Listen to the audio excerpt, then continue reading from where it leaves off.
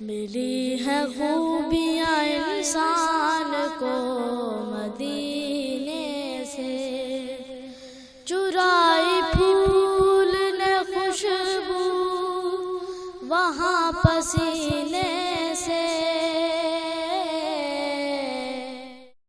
آج جب اس اظہار محبت کی بات آتی ہے تو یہ جو شرف کلامی ہم کلامی نصیب ہو رہی ہے رب کائنات سے معزز سامعین کرام، تو کیا یہ حق ادا ہوگا؟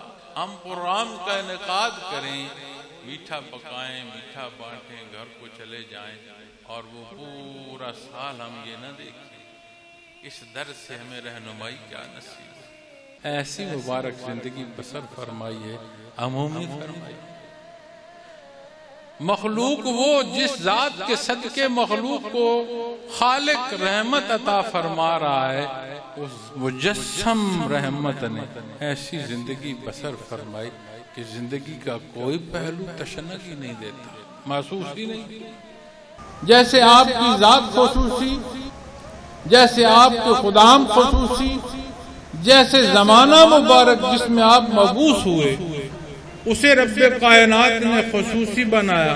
اس خصوصیت کے ساتھ جذبہ محبت اور محبت کا اظہار، چونکہ یہ معاملہ عمومی ہے ہی نہیں، اس کے اصول و ضوابط بھی قرآن کریم بیان فرماتا ہے۔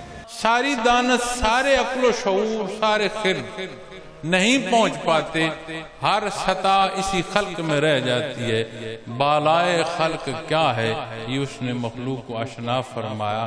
بعثت محمد رسول اللہ صلی اللہ علیہ وسلم، آپ کے در پر غلاموں کی کوئی شمار نہیں ہے، ہم تو ہیں کیا، ہماری حیثیت کیا۔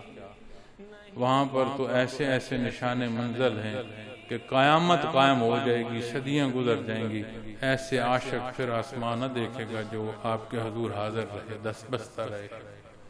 کہ یہ وہ محبت ہے، اسے ایک ماہ مبارک میں نہیں قید کیا جا سکتا۔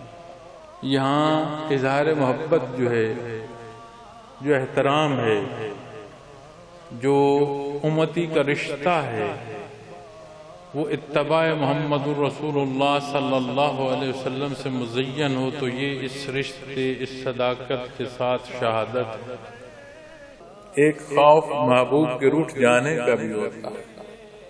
وہ فرماتے ہیں متقی کے معنوں میں وہ خوف آتا ہے جو محبوب کے روٹھ جانے کا ہے۔ یہ تعلق مع اللہ، یہ حضوری جو قرآن و حدیث بیان فرماتے ہیں، ہم نے بھی کبھی محسوس اس کا احسان تو اس نے بطور توارث ایمان عطا فرمایا۔ کیا ہمارے ایسے اعمال ہیں کہ اس نور ایمان کی چاشنی اس درجے کی ہمیں بھی محسوس ہو کہ میں اپنے اللہ کے روبرو